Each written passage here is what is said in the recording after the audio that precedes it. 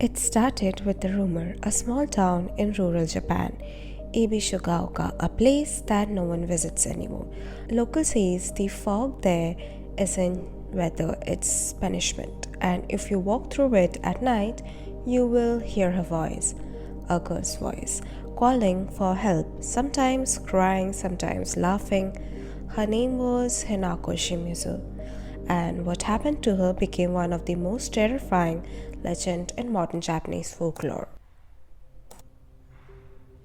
This was the 1960s, a quiet time on the surface. Ibishukaoka was a small, idyllic village, surrounded by forest and mountains, but the fog, it never lifted, and in that town lived Hinako, a quiet, withdrawn girl with black hair and a strange smile. Her teacher said she was brilliant, and her classmates said she was strange.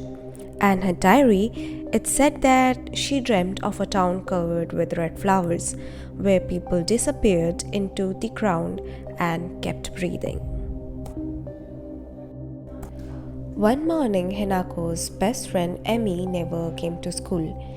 They searched everywhere, the road, the stream, the woods. All they found was a sachet, soaked in something sticky, red but not blood, something thicker like sap. That night, Hinako told her mother she heard Amy whispering through the walls. The voice said, "Come outside. It's beautiful out here." And the next morning, Hinako was gone. The door was open and the fog had crawled inside.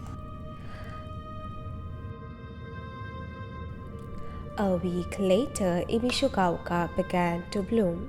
Red flowers sprouted from the ground, from walls, even from people's skin. They called it the hanakers, a fungus that fed on grief.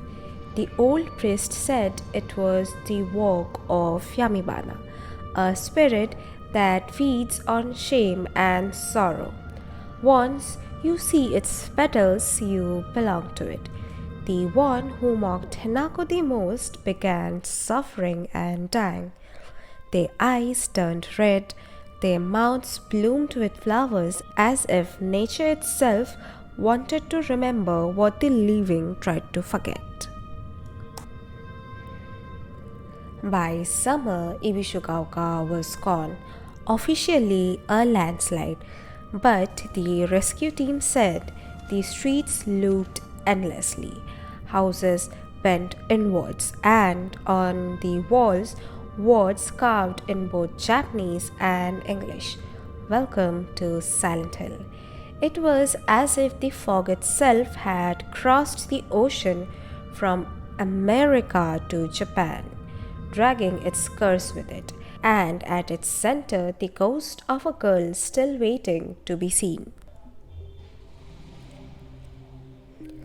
Years later, a streamer claimed to find the lost town. He went live, walked through fog so thick it looked alive. The houses were covered in red vines. In one, he found a music box still playing a lullaby. Inside it, a school uniform. His chat started flooding with messages. "There's someone behind you. She's watching." He turned, and for split seconds, viewers saw her pale with a flower growing from her face. Then the stream went blank. Some say Hinako was never real, just a metaphor, a warning about isolation, grief, and shame. But then, why do people still get messages after searching her name? Emails that say, "Do you remember me?" Sent from accounts that doesn't exist.